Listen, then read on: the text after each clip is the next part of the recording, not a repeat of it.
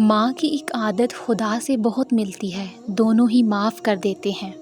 گود سے گور تک ہر بات سکھاتی ہے ماں، ہر روز ایک نیا لفظ بتاتی ہے ماں۔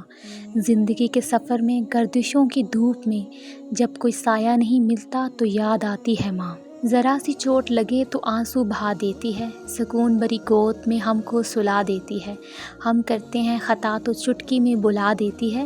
مت گستاخی کرنا اے دوست اس ماں سے جو اپنے بچے کی چاہ میں اپنا آپ بلا دیتی ہے۔ زندگی میں بس اتنی دعا مانگ لینا، کوئی گھر ماں کے بغیر نہ ہو اور کوئی ماں گھر کے بغیر نہ ہو۔ ماں سے محبت کرو، کیونکہ ماں کی پریشانی دیکھ کر اللہ نے صفا مروہ کو حج کا رکن بنا دیا۔ ماں سب کی جگہ لے سکتی ہے، لیکن ماں کی جگہ کوئی نہیں لے سکتا۔ ماں موت سے نہیں ڈرتی، اسے مرتے وقت یہ ڈر ہوتا ہے کہ اس دنیا میں اس کے بچوں کو اس جتنا پیار کوئی نہیں کرے گا۔ دوا اگر کام نہ آئے تو نظر بھی اتارتی ہے، یہ ماں ہے، یہ کہاں ہار مانتی ہے۔